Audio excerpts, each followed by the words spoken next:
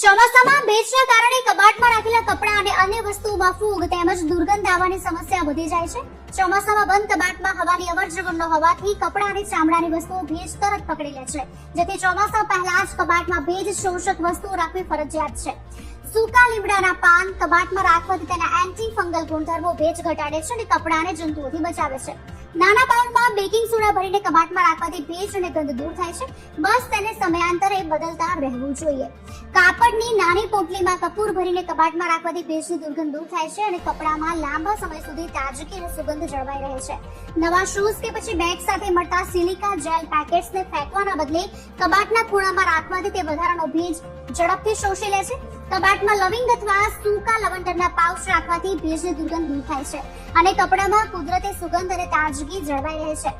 ચોમાસામાં ભીના કપડાં કબાટમાં ન રાખવા અને સમયાંતરે કબાટ ખુલ્લું રાખી હવાની અવર જવર થવા દેવી, જેથી કપડા પર ફૂગ અને દુર્ગંધ ન લાગી શકે. આ વિડીયોને બને એટલું શેર કરો જેથી બીજા સુધી પણ આ માહિતી પહોંચી શકે.